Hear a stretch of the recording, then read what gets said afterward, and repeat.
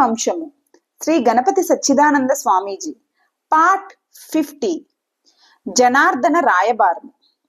అక్కడ హంసడింబకులు స్వరాజ్యానికి చేరి మర్నాడు నిండు సభలో తమ తండ్రి అయిన బ్రహ్మదత్త మహారాజుతో ఇలా అన్నారు. మహారాజా, మీరు ఇక రాజసూయ యాగానికి సంకల్పం చేయండి. ఈ మాసం యజ్ఞ సంకల్పానికి అనుకూలంగా ఉందని ముహూర్తవేత్తలు చెబుతున్నారు. మేము ఇద్దరం ఇవాల్టి నుంచి మన సైన్యాన్ని వెంట తీసుకుని దిగ్విజయ యాత్రకు బయలుదేరుతాం. మీరు యజ్ఞానికి కావలసినవన్నీ సమకూర్చుకునే ప్రయత్నంలో ఉండండి అని. బ్రహ్మదత్త మహారాజు ఆ మాటలకు సంతోషించి సరే అనేశాడు. ఇదే సభలో ఉన్న జనార్దన బ్రాహ్మణుడు మాత్రం తన మిత్రుల తొందరబాటుతనానికి మనస్సులోనే బాధపడుతూ సభలో ఇలా అన్నాడు. మిత్రమా హంస, నేను కొన్ని మాటలు చెబుతాను, ముందు విను, తర్వాత ఆలోచించు, ఆ పైన నిర్ణయం తీసుకో.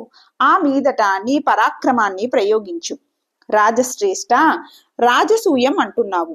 ఎదుటి రాజులలో భీష్ముడు, జరాసంధుడు, బాహ్లికుడు, యాదవులు మొదలైన వారు చాలా మంది ఉన్నారు. వీరిలో భీష్ముడు 21 మార్లు భూమి అంతా తిరిగి క్షత్రియ సంహారం చేసిన పరశురాముణ్ణే గెలిచిన మహావీరుడు. జరాసంధుడి విషయం నేను ప్రత్యేకంగా చెప్పవలసిన పని లేదు. ఇక యాదవ వీరుల దగ్గరికి వస్తే వాళ్ళల్లో శ్రీకృష్ణుడు ఉన్నాడు. ఆయన సాక్షాత్తుగా శ్రీహరి యొక్క అవతారం అని వింటున్నాం. ఆయన అనేక మంది రాక్షసులను సంహరించేశాడు. యాదవులలో ఆయన కాక బలరాముడున్నాడు, సాత్యకి ఉన్నాడు, ఇంకా ఎంతమందో సుప్రసిద్ధులైన వీరులు ఉన్నారు. ఇదిగాక మనం దుర్వాస మహర్షితో విరోధం పెట్టుకు వచ్చాం. ఆ దుర్వాస మహర్షి తన శిష్యులందరినీ వెంటబెట్టుకుని శ్రీకృష్ణుడి దర్శనం కోసం ద్వారకకు వెళ్ళాడని మనకు వార్తలు వస్తున్నాయి. మా ఇంటికి భోజనానికి వచ్చిన బ్రాహ్మణులు కూడా ఈ వార్తను ఖాయం చేశారు. శ్రీకృష్ణుడు దుర్వాసాదులకు అభయం ఇచ్చి ఉండవచ్చు. నువ్వు పై నిర్ణయం తీసుకునే ముందు ఈ విషయాన్ని కూడా గట్టిగా ఆలోచించి తీరాలి. ఈ అంశాలన్నింటినీ నీ మంత్రిమండలిలో చర్చించు. ఆ తర్వాత రాజసూయ యాగం గురించి నిర్ణయం తీసుకో, అది బాగుంటుంది అని. ఆ ప్రసంగం విన్న హంసుడు మిడిసిపడుతూ ఇలా అన్నాడు. మిత్రమా జనార్దన, ఆ భీష్ముడు ఎప్పటివాడు? ఇప్పుడు బాగా వృద్ధుడైపోయాడు. మతి కూడా మందగించింది. ఇక ఆయన మా ముందు ఏం నిలబడగలడు? మా పరాక్రమం గురించి తెలిసిన నువ్వు కూడా యాదవుల గురించి గొప్పగా మాట్లాడుతున్నావంటే విచిత్రంగా ఉంది. యాదవులే కాదు, మా ముందు ఆ బలరాముడెంత, ఆ శ్రీకృష్ణుడెంత. ఇక జరాసంధుడంటావా? ఆయన ధర్మాత్ముడు, మాకు బంధువు, మిత్రుడు. ఆయన ఎప్పుడూ మా పక్షానే ఉంటాడు. ప్రియమిత్రమా, నువ్వు యాదవుల గురించి అధికంగా ఆలోచిస్తున్నావు కనుక నువ్వే మా పక్షాన శ్రీకృష్ణుడి దగ్గరకు దూతగా వెళ్ళు. మా పక్షాన రాయబారం నడుపు. శ్రీకృష్ణుడి దగ్గరికి వెళ్ళి మా తండ్రి గారి రాజసూయ యాగం గురించి చెప్పి, మీ దగ్గర ఉప్పు బాగా పండుతుంది కనుక మా యజ్ఞానికి కావలసిన ఉప్పంతా నువ్వే పంపించు. ఇది కాక మీ ధనాగారంలో ఉన్న ధనమంతా మాకు పన్నుగా కట్టు. ఆ పన్ను తీసుకొని నువ్వే స్వయంగా రా, త్వరగా రా అని నిర్భయంగా చెప్పు. మిత్రమా జనార్దన, నా మీద ఒట్టు, ఇక రెండో మాట మాట్లాడకు. మన మైత్రిని దృష్టిలో పెట్టుకో, నేను చెప్పింది చెయ్యి అని. జనార్దనుడు మైత్రి భావం వల్ల మారు మాట మాట్లాడలేకపోయాడు. అయితే ద్వారకా ప్రయాణాన్ని మాత్రం ఇదిగో ఇవాళ, రేపు, ఎల్లుండి అంటూ వీలైనంత ఆలస్యం చేసి చివరికి శంఖచక్ర గదాధారి అయిన ఆ శ్రీకృష్ణుడి దర్శనం చేయటానికే నిశ్చయించుకొని ఒంటరిగా గుర్రం మీద ప్రయాణమయ్యాడు. వెళ్ళేటప్పుడు దారంతా విష్ణు స్వరూపుడైన శ్రీకృష్ణుడిని స్మరించుకుంటూనే వెళ్ళాడు. జనార్దనుడి మనసులో ఒక ప్రక్క ఆతుర్దాగా ఉంది, మరొక ప్రక్క పులకరింతలుగా ఉంది, మరో ప్రక్క భయంగా ఉంది. ఆ జనార్దనుడు గుర్రం మీద వేగంగా పరుగులు తీస్తూ ఇలా ఆలోచించాడు. ఏమైతేనేమి, నా మిత్రుడైన హంసుడి ద్వారా నేను సాక్షాత్తుగా శ్రీహరి దర్శనం చేయబోతున్నాను.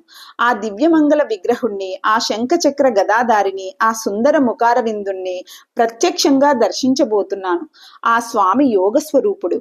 ఆయనకు అన్నీ తెలుసు. నా మనసు లోపల ఏమి దాగి ఉందో ఆయనకు తెలుసు. ఆయన నా వంక సౌమ్యంగా చూస్తాడా, నాతో ప్రియంగా మాట్లాడతాడా, నన్ను ఆదరిస్తాడా? ఏమో, నేను చెప్పవలసిన మాటలు మాత్రం చాలా క్రూరమైనవి. స్వామి, నువ్వు హంసుడికి పన్ను కట్టాలి అనే మాట నేను ఆయనతో ఎలా చెప్పాలి? కానీ చెప్పక తప్పదే. నేను మైత్రి బంధానికి, సత్యవాక్యానికి కట్టుబడి ఉన్నవాణ్ణి కదా. నా సంకటం ఏమిటో స్వామి గుర్తించకుండా ఉంటాడా? అదిగో ఆ స్వామి ఇప్పుడే నా ముందు కనిపిస్తున్నట్లు ఉంది. ఆకాశంలో నా ముందు పరుగులు తీస్తున్నట్లు ఉంది. ఒకవేళ ఆ స్వామి నన్ను ఆదరించకపోయినా రాజదూతగా నాకు దర్శనమిస్తాడు కదా, నా జన్మకు అదే చాలు. ఆయన దర్శనమైతే నేను నిత్యము చేసే జపాలు హోమాలు అన్నీ సఫలమైనట్లే అని జనార్దన విప్రుడు ఆ విషయాన్ని 100 సార్లు ఆలోచించుకుంటూ వీలైనంత వేగంగా ద్వారకా నగరానికి చేరాడు. అక్కడికి చేరిన తర్వాత శ్రీకృష్ణుడు రాజసభలో ఎప్పుడు ఉంటాడో విచారించుకొని జనార్దన విప్రుడు సుధర్మ సభలోకి ప్రవేశించాడు. ఇతడు వెళ్లేసరికి సభ నిండుగా ఉంది. ఏదో నాట్య ప్రదర్శన జరుగుతోంది. శ్రీకృష్ణుడు సింహాసనంలో కూర్చొని ఉన్నాడు.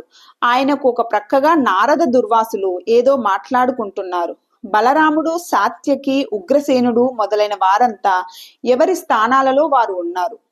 జనార్దన విప్రుడికి శ్రీకృష్ణుని చూసేసరికి ఒళ్ళంతా పులకింతలు అయిపోయింది. అతను తనను తానే సంభాళించుకుంటూ శ్రీకృష్ణుడి ముందుకు వెళ్లి తన పేరు గోత్రమో చెప్పుకొని పాదవందనం చేశాడు. ఆ తర్వాత బలరాముడికి కూడా శిరస్సు వంచి నమస్కరించాడు. ఆ తర్వాత శ్రీకృష్ణుడి వంక చూస్తూ, నేను జనార్దనుడు అనే బ్రాహ్మణుణ్ణి, హంసడింబకుల దూతని అన్నాడు. శ్రీకృష్ణుడు నవ్వుతూ, జనార్దన, ముందు ఈ ఆసనంలో విశ్రాంతిగా కూర్చో, ఆ తర్వాత వచ్చిన పని చెప్పు అంటూ ఒక మంచి ఆసనం చూపించాడు. జనార్దనుడు ఆ ఆసనంలో కూర్చున్నాడు. అప్పుడు శ్రీకృష్ణుడు, జనార్దన, బ్రహ్మదత్త మహారాజు గారు కుశలమేనా? హంసడింబకులు క్షేమమేనా? వాళ్ళ పరాక్రమం గురించి మేము వింటూనే ఉన్నాం. మీ తండ్రి గారు కులాసాగా ఉన్నారా అంటూ కుశల ప్రశ్నలు వేశాడు. జనార్దనుడు వినయంగా అందరూ కుశలమే అని సమాధానం చెప్పాడు. అప్పుడు శ్రీకృష్ణుడు ఇలా అన్నాడు, జనార్దన, ఇప్పుడు చెప్పు, రాజపుత్రులైన హంసడింబకులు ఏమి చెప్పమన్నారు? ఉన్నది ఉన్నట్లు చెప్పు. నువ్వు దూతవు. చెప్పమన్న మాట చెప్పడమే దూతకు కర్తవ్యం. అది మంచి మాట చెడ్డ మాట అనేది దూతకు అనవసరం. కనుక మీ రాజుగారు చెప్పమన్నది నిస్సంకోచంగా చెప్పు అని. ఆ మాటలు విన్న జనార్దనుడు కొంచెం తేలికపడి ఇలా మనవి చేశాడు, అచ్యుతా, ఈ జగత్తులో నీకు తెలియనిది, నువ్వు చూడనిది ఒకటున్నదా? నీకు అన్నీ తెలిసి కూడా నన్ను చెప్పమని అడుగుతున్నావా? దేవా, నీవు సాక్షాత్తుగా విష్ణుమూర్తివి. ప్రాణోపాసకులు నిన్ను ప్రాణం అంటున్నారు, శబ్దోపాసకులు శబ్దం అంటున్నారు. నిజానికి నువ్వు సర్వస్వరూపుడివి. నువ్వు సంకల్పిస్తే నీకు తెలియనిది ఉండదు. అయినా నన్ను చెప్పమంటున్నావు కనుక నేను చెప్పక తప్పదు. బ్రహ్మదత్త మహారాజు గారు రాజసూయ యాగం చేయాలని సంకల్పించారు. దాని నిమిత్తంగా దానికి కావలసిన ఉప్పంతా తీసుకొని నువ్వే స్వయంగా వచ్చి ఇతర కానుకలతో సహా కప్పంగా కట్టాలని హంసడింబకులు నన్ను చెప్పమన్నారు. దేవా శ్రీకృష్ణ, ఇదే నేను తెచ్చిన సందేశం అని. ఆ మాటలు విని శ్రీకృష్ణుడు చాలాసేపు నవ్వి ఇలా అన్నాడు, దూత, మీ రాజులు నన్ను కప్పం కట్టమంటున్నారు.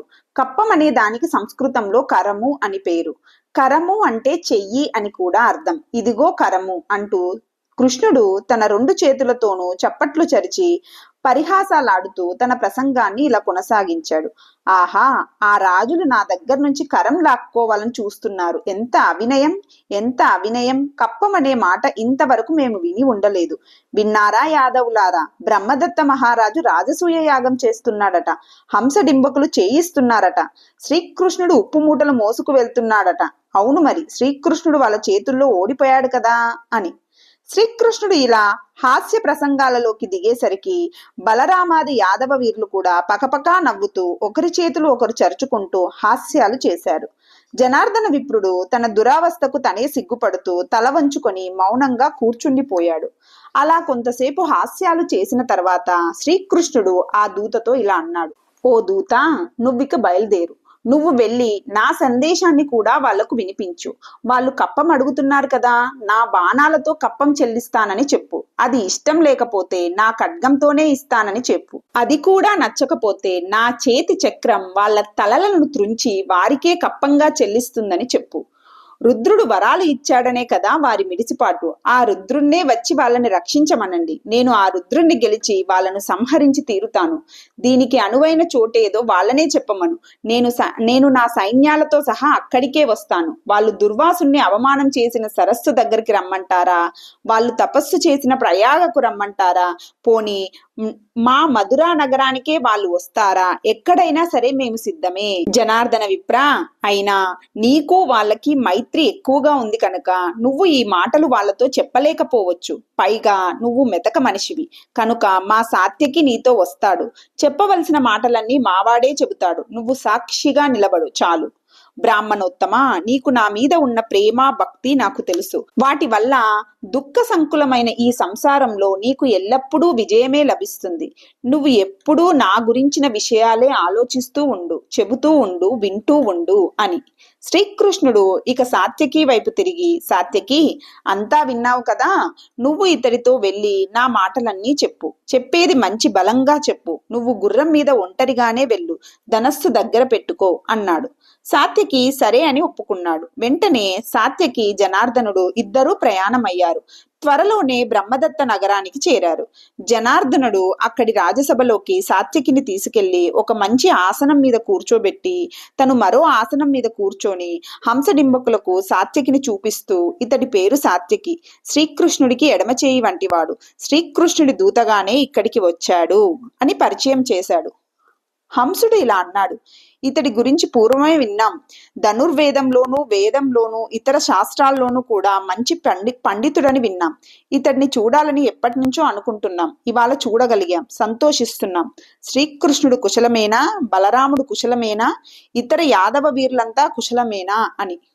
దానికి సమాధానంగా సాత్యకి ముఖమంతా చిట్లించి ముక్తసరిగా కుశలమే అని ఊరుకున్నాడు.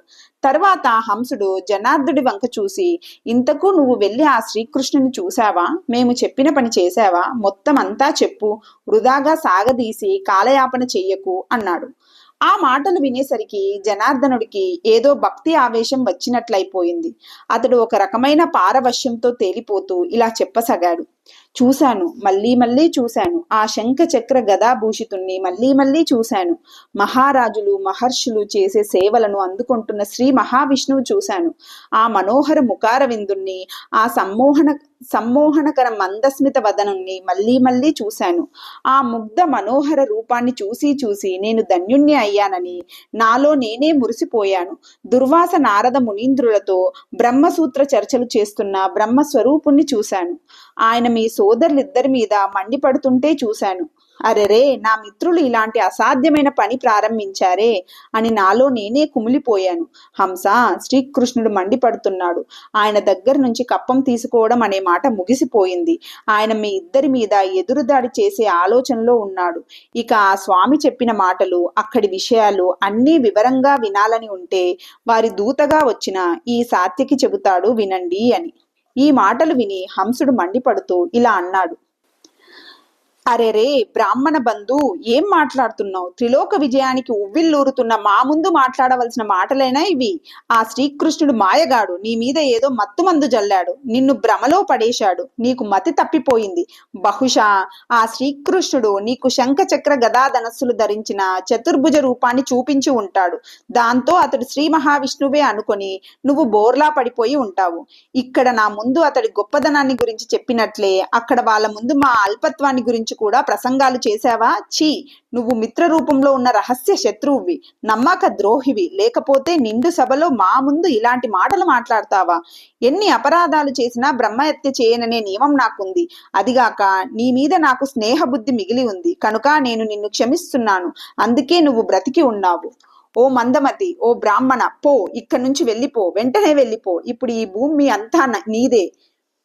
ఈ నగరం మాత్రమే నీది కాదు. ఎటు పోతావో పో. నువ్వు మెచ్చుకునే ఆ గోపాలుని మేము సంహరించి తీరుతాం. తర్వాత ఆ యాదవుల్ని జయిస్తాం. అటు పిమ్మట రాజసూయ యాగం చేస్తాం. ఇన్ని మాటలెందుకు? మా పక్షాన ఉన్నట్టు నటిస్తూనే మమ్మల్ని నిందిస్తున్న నిన్ను ఇక దగ్గర ఉండనీయరాదు. పో, వెళ్ళిపో అని హంసుడు జనార్దన విప్రుడికి నగర బహిష్కరణ దండనను అప్పటికప్పుడే విధించేశాడు. అయినా అతడి అక్కసు తీరక సాత్యకి వంకకు తిరిగి, ఓయ్ యాదవ బంధు, ఎందుకు వచ్చావు ఇక్కడికి? ఆ శ్రీకృష్ణుడు ఏం చెప్పాడు? నా కోసం ఏం కప్పం పంపించాడు? తేల్చి చెప్పు అని గద్దించాడు. సాత్యకి నేచి నిలబడి నిర్భయంగా శ్రీకృష్ణ సందేశాన్ని ఇలా వినిపించాడు. హంస మహారాజా, శంఖ చక్ర గదా శార్గ్య ధనుర్ధారి అయిన శ్రీకృష్ణుడు తన వాడి బాణాలతో నీ శిరస్సు నరికి దానినే నీకు పన్నుగా చెల్లిస్తానని చెప్పమన్నాడు. సంగ్రహంగా చెప్పాలంటే, ఓ నరధమా, ఓ మందబుద్ధి, ఓ రాజదమా, నీ అవినయానికి మిడిసిపాటుకు ఆయన మండిపడుతున్నాడు. దేవదేవుడైన జగన్నాథున్నే కప్పమడిగిన నీ నాలుక కోసేసి ఇక్కడితో ఈ కథ పూర్తి చేస్తామని మా యాదవులు అంటున్నారు అని. సాత్యకి తిరిగి హంసుడితో ఇలా అన్నాడు. శంకరుడి వరం ఉన్నంత మాత్రాన సాక్షాత్తుగా శ్రీహరితో బ్రతుకు మీద ఆశ ఉన్నవాడు ఎవడైనా ఇలా మాట్లాడతాడా? శ్రీకృష్ణుడు ఒంటరివాడు అనుకోకు. ఆయన వెంట బలరాముడు, సాత్యకినైన నేను, కృతవర్మ మొదలైన వాళ్ళ 10 మంది మీ మహావీరులం ఎప్పుడూ అండగా నిలబడి ఉంటాం. మేమే కాదు, ఆయన సొంత కొడుకులు ప్రద్యుమ్న సాంబులు అన్ని విధాలా ఆయనతో సమానమైన వారు యుద్ధానికి ముందుంటారు. మీ సోదరులిద్దరినీ సంహరించటానికి ఆ సోదరులిద్దరే చాలు. పూర్వం బాణాసుర నిగ్రహ ఘట్టంలో శంకరుడే మా కృష్ణుడితో యుద్ధానికి వచ్చి మళ్ళీ ప్రక్కకు తప్పుకున్నాడు. ఇక ఎవరి బలాన్ని చూసుకొని మీరు శ్రీకృష్ణుడి మీదికి దూకుతున్నారు? మా శ్రీకృష్ణుడు యుద్ధానికి స్థానం ఎక్కడా అని అడుగుతున్నాడు. పుష్కర సరోవర తీరంలోనా, మధురలోనా, ప్రయాగలోనా అని అడుగుతున్నాడు. మా శ్రీకృష్ణుడు జగత్ప్రభువై జగత్ పరిపాలన చేస్తూ ఉండగా ఆయన అనుమతి లేకుండా రాజసూయ యాగం చేస్తానని అన్నవాడు ఎవడు సుఖంగా ఉండగలడు? ఓరి మూడా, నువ్వు రాజసూయ యాగాన్ని కోరుకుంటే నవ్వుల పాలయ్యేది ఖాయం. ఇలా అంటూ సాత్యకి పెద్దగా నవ్వేశాడు. ఈ అవినయ ప్రసంగానికి హంసడింబకులు ఇద్దరు బగ్గున మండిపడుతూ రోషంతో చేతులు నలుపుకుంటూ చుట్టూతా ఉన్న రాజుల్ని ఉగ్రంగా చూస్తూ ఇలా అన్నారు. ఎక్కడరా ఆ శ్రీకృష్ణుడు, ఎక్కడరా ఆ బలరాముడు? దమ్ముంటే ఇప్పుడే కనపడమనరా? అరే యాదవ బంధు, మా ముందు ఎన్ని గుండెలు ఉంటే ఇలా మాట్లాడుతున్నావు? నువ్వు దూతగా వచ్చావన్న ఒకే ఒక అంశం వల్ల నువ్వు బ్రతికిపోయావు. లేకపోతే ఈ పాటికి నువ్వు ముక్కలు అయిపోయి ఉండేవాడివి. అయినా నీకు సిగ్గులేదు. మేము శంకర వరప్రసాదులం అని తెలిసి ఉండి కూడా ఇలా మాట్లాడతావా? నీకు సరిగా వివరాలు తెలియవేమో. మాకు శంకర భగవానుడు వరాలు మాత్రమే కాదు, దివ్యాస్త్రాలను కూడా ప్రసాదించాడు. తనకు ప్రతినిధులుగా 2 భూత గణాధీశ్వరులను యుద్ధాలలో మాకు సహాయకులుగా పంపించాడు. వాళ్ళు ఇద్దరు ఏ యుద్ధంలో అయినా సరే మాకు అంగరక్షకులుగా నిలబడి ఉంటారు. కప్పం మీరిచ్చేదేమిటి? మీ గొడ్ల కాపర్లందరినీ నరికేసి మేమే స్వయంగా తీసుకుంటాం. మా తండ్రి గారితో రాజసూయ యాగం జరిపిస్తాం. నువ్వు నీ పక్షాన మహావీరులు ఉన్నారని చాలా మంది పేర్లు చెప్పావు. మా దృష్టిలో వారంతా పిరికి పందలే. యుద్ధ స్థలం ఎక్కడా అంటున్నారు కదా, మీరు ఏ దుర్వాసుడి అండ చూసుకొని ఈ మాటలు మాట్లాడుతున్నారో ఆ దుర్వాసుడి నివాస స్థానమైన పుష్కర సరోవర తీరాన్నే యుద్ధ భూమిగా చేసుకుందాం. ఇవాళ్ళో రేపో ఎల్లుండో మీరు ఎప్పుడంటే అప్పుడు యుద్ధం చేద్దాం. ఓరి సాత్యకి, చెప్పా కదా, నువ్వు దూతగా ఉన్నావు కనుక నీకు ప్రస్తుతానికి ప్రాణభయం లేదు. తక్షణం ఇక్కడి నుంచి వెళ్ళిపో. మా బలం ఏమిటో యుద్ధంలోనే చూద్దువు గాని అని. సాత్యకి ఈ అరుపులకి ఏమాత్రం జంకలేదు. అతడు ఇలా అన్నాడు. హంస, వెళ్తాను, కానీ రేపో ఎల్లుండో మళ్ళీ వస్తాను. ఈ మాట మిమ్మల్ని చంపడం కోసమే వస్తాను. ఎందుకంటే నేను దూతగా వచ్చాను కనుక ఇప్పుడు నేను మిమ్మల్ని సంహరించరాదు. రాయబార నిర్వహణలో ఇంత కష్టం ఉంటుందని, కోపాన్ని ఇంత తీవ్రంగా నిగ్రహించుకోవలసి వస్తుందని పూర్వం నాకు తెలియదు. అయినా దూతను కనుక నిగ్రహించుకుంటున్నాను. మా శ్రీకృష్ణుడు కేవలం శంఖ చక్ర గదా ధనుర్ధారి మాత్రమే అనుకోకండి. ఆయన అనేక రాక్షస సంహర్త. యోగులు అందరూ ధ్యానించే యోగ విద్యాధీశ్వరుడు. సృష్టి స్థితి లయములు మూడింటిలోనూ ఏకరూపంగా ఉండే నిర్వికారుడు. అటువంటి మా శ్రీకృష్ణుడే మీ గర్వాన్ని నిర్మూలిస్తాడు. అందుకు సిద్ధంగా ఉండండి. ఇలా అని సాత్యకి విసవిసా నడిచి గుర్రం ఎక్కి వెళ్ళిపోయాడు. హంసడింబక యుద్ధ సన్నాహము. ద్వారకా నగరానికి చేరిన సాత్యకి రాయబార విశేషాలన్నీ పూసగుచ్చినట్లుగా శ్రీకృష్ణుడికి చెప్పేశాడు. అప్పటికే రాత్రి అయిపోయింది. తెల్లవారే సరికల్లా శ్రీకృష్ణుడు యాదవసేన ప్రముఖులు అందరినీ పిలిచి ప్రయాణానికి సిద్ధం కమ్మని ఆజ్ఞ జారీ చేస్తూ దానికి కావలసిన వివరాలన్నీ చెప్పేశాడు. యాదవ వీరుల ఉత్సాహం కట్టలు తెంచుకొని పొంగింది. వాళ్ళు రథాలు, గుర్రాలు, ఏనుగులు, సైన్యాలు, ఆయుధాలు, బేరీలు, పనవములు మొదలైన సామాగ్రి అంతా తీసుకుని యుద్ధ ప్రయాణానికి అప్పటికప్పుడే సన్నద్ధమైపోయారు. అందరూ ఒక చోట చేరినాక శ్రీకృష్ణుడు ముందు వరుసలోకి వచ్చి అందరినీ ఉత్సాహపరిచేందుకోసం పాంచజన్య శంఖాన్ని గట్టిగా ఊదాడు. దానితో ఉత్ప్రేరితులైన యాదవ వీరులంతా తమ తమ శంఖాలను కూడా పూరించి డక్కాలు, బేరీలు ప్రయోగించి పనవాలు ఊది మహోత్సాహంగా యుద్ధ ప్రయాణం ప్రారంభించి పుష్కర తీర్థం దాకా చేరారు. దుర్వాస మహర్షి తన నివాస స్థానంగా ఎన్నుకున్న పుష్కర తీర్థం అంటే సామాన్యమైన క్షేత్రం కాదు. అది సాక్షాత్తుగా శ్రీహరితో సమానమైనదని, దర్శన మాత్రం చేతనే పాపాలను పోగొట్టగలదని పౌరాణికులు చెబుతున్నారు. అందుకే శ్రీకృష్ణుడు ఆ క్షేత్రానికి చేరుతూనే ఆ సరస్సుకు నమస్కరించి ఆ జలంతో ఆచమనం చేసి ఆ చుట్టుపక్కల ఉండే యతీశ్వర్లను నమస్కరించి వారందరినీ క్షేమమైన స్థానాలకు పంపించి ఆ సరస్సు చుట్టూ తనే గుడారాలు వేయించి తన సైన్యానికి కావలసిన ఏర్పాట్లు చేసుకుని హంసడింబకుల రాక కోసం ఎదురు చూడసాగాడు. అటుప్రక్క హంసడింబకులు కూడా సోమరితనంగా లేరు. యుద్ధానికి వచ్చేది శ్రీకృష్ణుడని వారికి తెలుసు. అందుకే ఆ యుద్ధానికి తమ మిత్రవర్గం అంతటిని వాళ్ళు పోగు చేసుకున్నారు. మున్ముందుగా శంకర భగవానుడి ప్రతినిధులైన భూతగణాధీశ్వరులు ఇద్దరిని రప్పించుకున్నారు. వాళ్ళు ఇద్దరు అపర కాలాగ్ని రుద్రుల్లాగా వెలిగిపోతూ హంసడింబకుల సైన్యానికి ముందు నిలబడ్డారు. హంసడింబకులు తమ సొంత సైన్యాన్ని 10 అక్షౌహిణుల పరిమాణంలో సిద్ధం చేసుకున్నారు. ఇది కాక తమకు ఉన్న రాక్షస మిత్రులను ప్రత్యేకంగా ఆహ్వానించారు. వారిలో విచక్రుడు అనేవాడు ప్రధానుడు. అతడి ఆకారమే కొండంత ఉంది. ఇతడు పూర్వం దేవేంద్రుడితో యుద్ధం చేసి గెలిచినవాడు. శ్రీ మహావిష్ణువుతో కూడా స్వయంగా యుద్ధం చేసినవాడు. ఈ విచక్రుడు తన రాక్షస సైన్యంతో సహా రావటమే కాక తన రాక్షస మిత్రుడైన హిడింబాసురుణ్ణి కూడా తెచ్చుకున్నాడు. ఈ హిడింబుడు నరభక్షకుడు. ఇతడి వెంట 88,000 రాక్షస సైన్యం ఉంది. హంసడింబకులు తమ తోటి రాజులను కూడా చాలా మందిని పిలిచారు. వాళ్ళల్లో కొంతమంది వచ్చారు, కానీ జరాసంధుడు మాత్రం రాలేదు. 2 పక్షాల వారు యుద్ధం చేసుకుంటుంటే అందులో దూరి ఒకరికి అండగా నిలబడటం తనకు పరువు తక్కువ అని, పైగా అది ధర్మం కాదని జరాసంధుడు భావించాడు. యుద్ధానికి వచ్చిన రాజులు మాత్రం మహోత్సాహంగా ఉన్నారు. శ్రీకృష్ణుడితో ముందు నేనే యుద్ధం చేస్తానని ఎవరికి వారే ముందుకు తోసుకు వస్తున్నారు. ఇలా వారందరూ కలిసి పుష్కర తీర్థం దగ్గరకు చేరేసరికి అప్పటికే శ్రీకృష్ణుడు అక్కడ డేరాలు వేసుకొని తన సైన్యాన్ని వ్యూహంగా సిద్ధపరుచుకొని యుద్ధానికి సన్నద్ధంగా ఉండడం వారందరికీ కనిపించింది.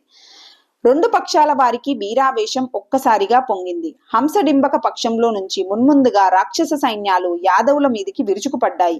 యాదవులు రెచ్చిపోయి నిర్భయంగా యుద్ధం చేశారు. ఆ యుద్ధం ఎంత భయంకరంగా సాగిందంటే ప్రొద్దున పూట ప్రారంభమైన యుద్ధం మిట్ట మధ్యాహ్నం వచ్చేసరికి 87,000 ఏనుగులు, 30 కోట్ల గుర్రాలు, 1,00,000 రథాలు, 30 కోట్ల కాలుబంట్లు నేల కూలిపోయారు. ఎక్కడ పడితే అక్కడ శవాలు రాశులుగా పడి ఉన్నాయి. అది చూసేసరికి రాక్షస సైన్యంలోని రాక్షసులకు ఆకలి పెరిగిపోయి అక్కడికక్కడే ఆ శవాలను పీక్కు తినటం మొదలు పెట్టారు. యుద్ధ వర్ణన విస్తారంగా చేయటం ఎందుకు, సంగ్రహంగా చెప్పాలంటే పూర్వం దేవాసుర సంగ్రామం ఎంత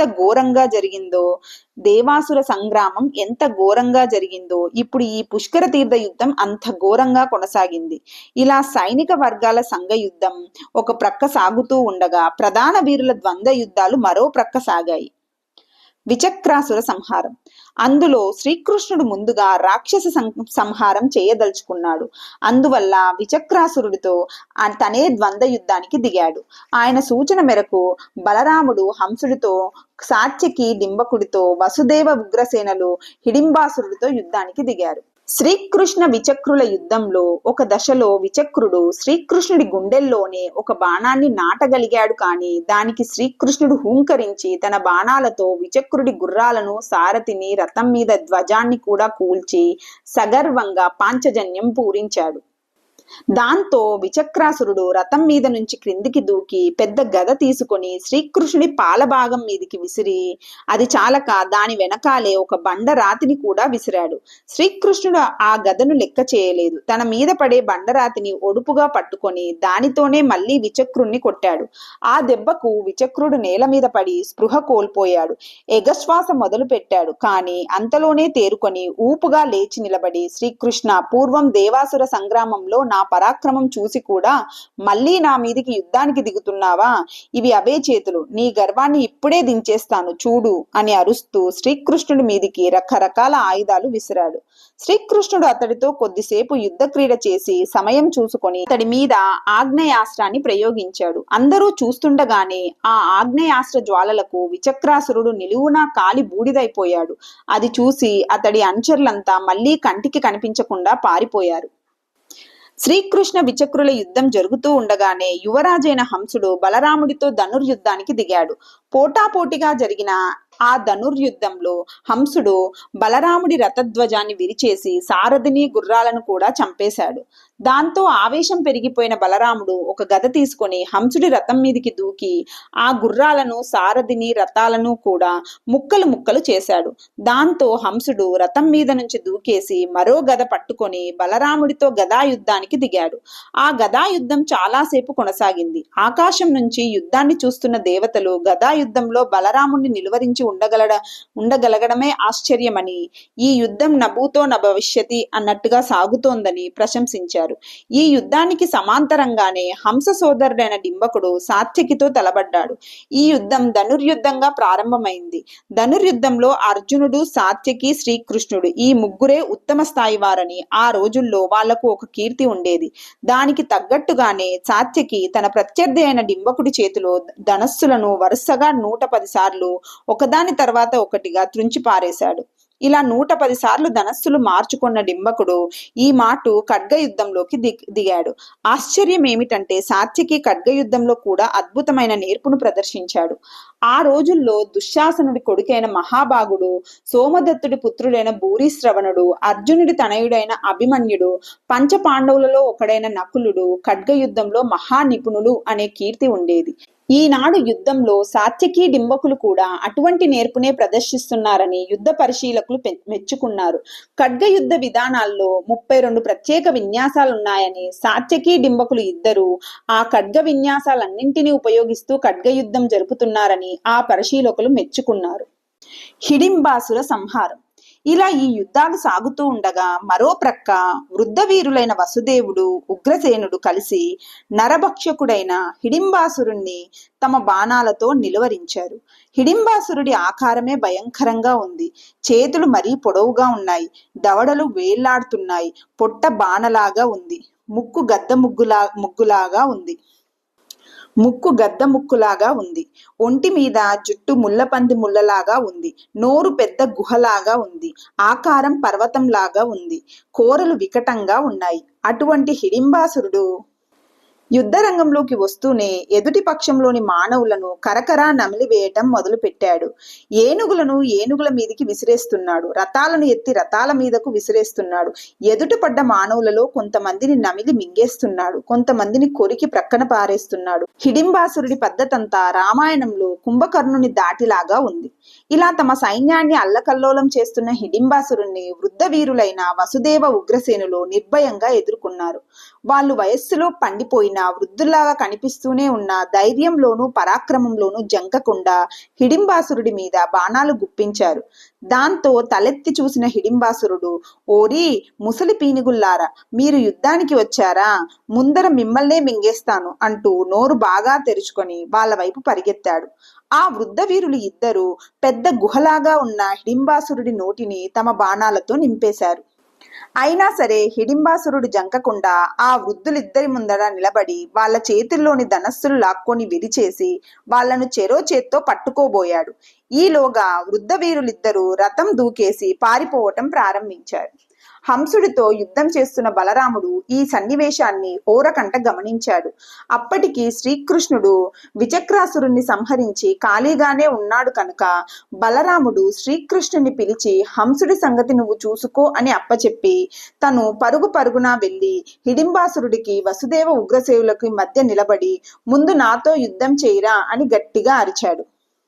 హిడింబాసురుడు బలరాముడి తేరిపార చూసి, వీడు బలరాముడా, వీడు మహా దుష్టుడు, ముందుగా వీణ్ణే మింగేయాలి అంటూ నోరు తెరుచుకొని బలరాముడి మీదికి దూకాడు. వెంటనే బలరాముడి చేతిలో ఉన్న ధనుర్బాణాలు పక్కన పాడేసి హిడింబాసురుడి గుండెల మీద గట్టిగా గుద్దాడు. దాంతో హిడింబాసురుడికి నక్షత్రాలు కనిపించాయి. ఇక హిడింబ బలరాముల ముష్టి యుద్ధం ప్రారంభమైపోయింది. ఆ యుద్ధంలో ఒక దశలో బలరాముడు హిడింబుడి ముఖం మీద కొట్టిన దెబ్బకు హిడింబుడి కళ్ళు తిరిగి నేల మీద పడి గిలగిలా కొట్టుకోవడం మొదలు పెట్టాడు. బలరాముడు ఒక్క ఊపును ముందుకు దూకి వాడి 2 కాళ్ళు పట్టుకొని పైకెత్తి గిరగిరా తిప్పి విసిరి పారేసేసరికి ఆ శరీరం 4 మైళ్ళ దూరాన ఒక కొండకు కొట్టుకొని ముక్కలు ముక్కలుగా చితికిపోయింది. అది చూసిన హిడింబాసురుడి అనుయాయులు హడలెత్తిపోయి తలో దిక్కుకు పారిపోయారు. ఇంతలో సూర్యాస్తమయ్యింది. చీకట్లు పరుచుకోవటం ప్రారంభించాయి. ఈ దశలో హంసపక్షీయులైన రాజులు హంసుడి దగ్గరకు చేరి, రాజా, మనకు రాత్రిపూట యుద్ధం వద్దు. ఈ చోటు మనకు అచ్చి వచ్చినట్లు లేదు. రేపు ప్రొద్దున గోవర్ధన పర్వతం దగ్గర యుద్ధం చేద్దాం అన్నారు. వాళ్ళు సరే అంటే సరే అనుకుని ఆ విషయమే ప్రకటించేశారు. శ్రీకృష్ణుడు నవ్వుతూ, నేను ఎక్కడికైనా సిద్ధమే అని తన అంగీకారాన్ని తెలిపాడు.